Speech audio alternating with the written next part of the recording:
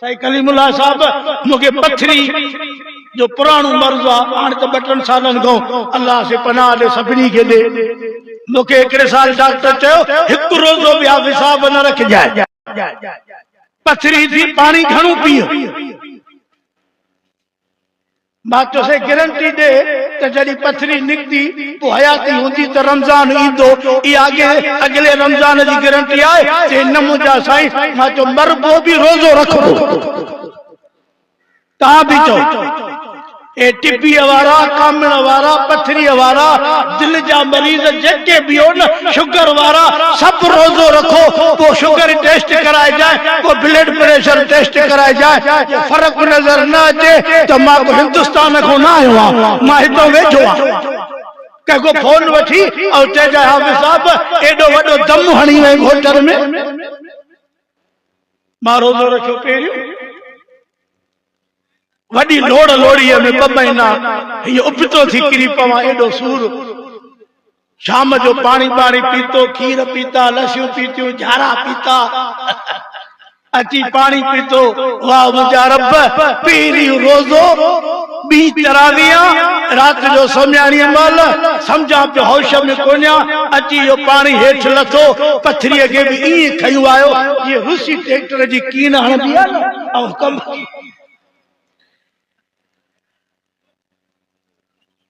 अल्लाह खिलो ही न था कावड़ मां बाहर निकली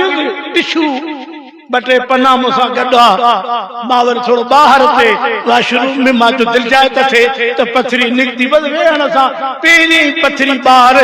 धोई करे खणी फारग थी पानी घणो निकतो उहा खणी सुबह जो डॉक्टर वट वियम जंहिं चयो त रोज़ो न रखजाए मूंखे चए हे छाहे मां चयो ये पहिरें रोज़े जी बरकत ये किए निकती मां जो ई अची वही पेशाब जे जरिए उनके 5-4 त शाखा हुजन एड़ी पक्की जो पत्थर ते रखी बो पत्थर हण त भी न टुटे उहा रब रोज़े जे बरकत सा हुत खणी उछल से इरादो आहे रोज़न जो हां मानी के बरको दई 5 चायूं 8 पापा छेड़े जेड़ा तबीयत सही ना है हुकूमत जो चवे त हिक रोज़े ते रोज़ानो 5000 घणे रोज़े ते एक रोज़े जे 5000 पर पुलिस चेक कंदी मानू बींदा घर जा मानू शायद थींदा पो त सही खुराड़ा भी रोज़ा रखंदा 80 साल वाला भी 5000 रोज़े ते